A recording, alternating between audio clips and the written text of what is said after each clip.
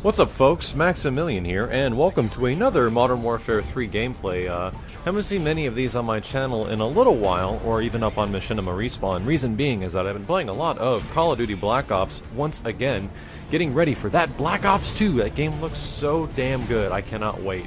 Nonetheless, Modern Warfare 3 doesn't sit very highly on everyone's perspective and opinions, mostly because the maps are not very well designed. The game just doesn't seem a lot of fun to a lot of people, and I think it actually comes down to the fact that the maps aren't very good.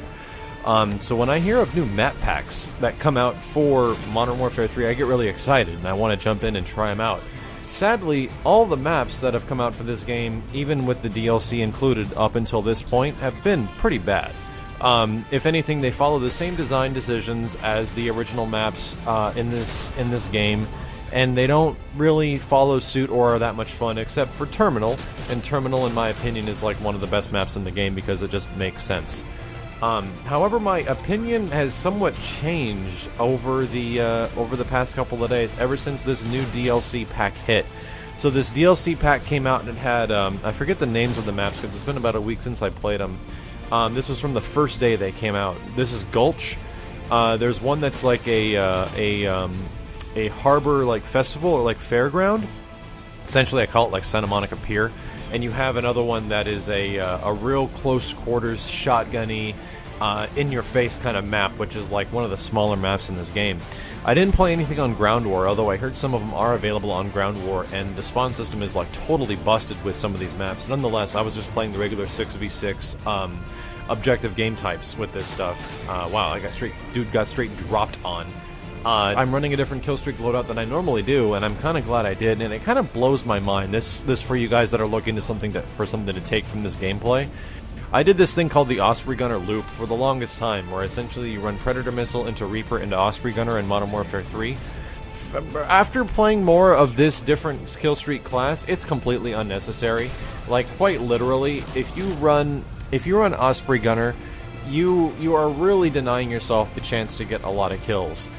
Sure, it'll help your team with the care packages sometimes, but a lot of the times they'll just get shot out of the sky. The reason being is that it has up to 2 Angel Flares on it, so it can deflect up to 2 Stinger missiles until it takes the third one and eventually gets blown up. Now, the same thing goes for the AC-130, and the AC-130 actually deals just as much firepower as an Osprey Gunner does, and it lasts almost, I think, the same amount of time.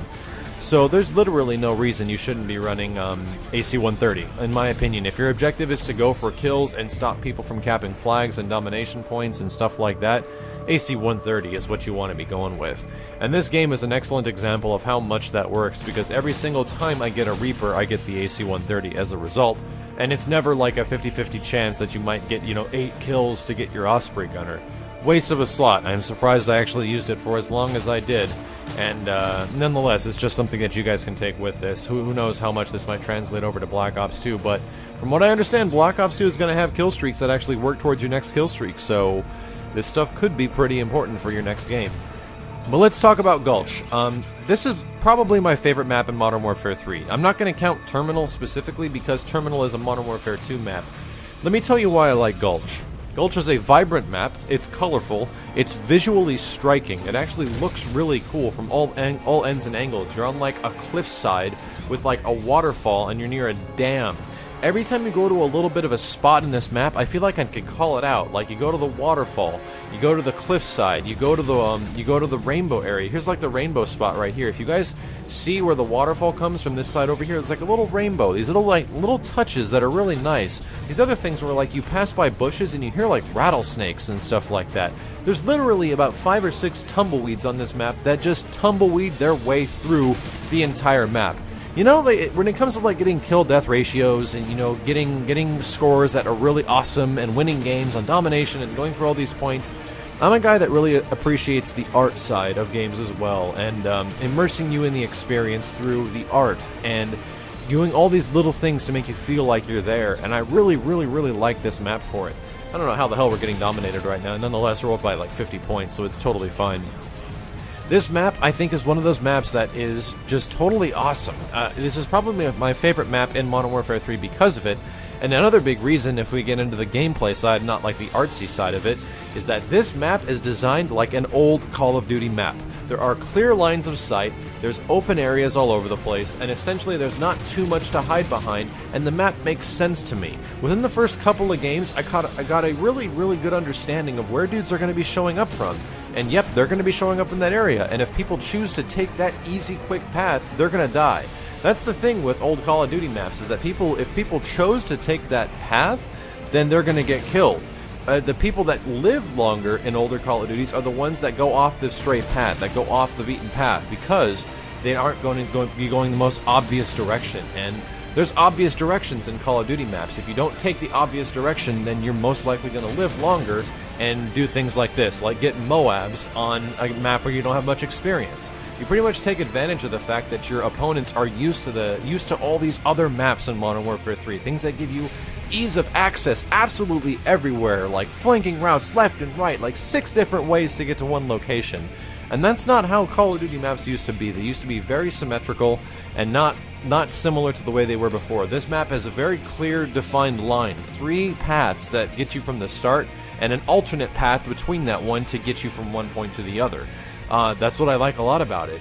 Even when you spawn, like the first thing you do when you spawn on this map is if you hang left or you hang right, you have this huge line of sight like right down to where the enemy is showing up. Snipers really can take advantage of that position, and it kind of reminds me of like High Rise, when dudes would go right to that one spot in between the windows and try to pick each other off and get your like no scope headshot through the window. They have stuff like that here, and I actually kind of appreciate that. There's these little touches that make the map interesting, that make it fun to play, and that's why I think Gulch is a good map, and that's why I think you guys should check it out. So hopefully you enjoyed the gameplay. This was seriously one of my best games ever, and I've been having so much fun playing this map that I just want to ignore the rest of Modern Warfare 3's maps just to play it. If you guys enjoyed the video, please leave a thumbs up, and as always, my name is Maximilian, signing out.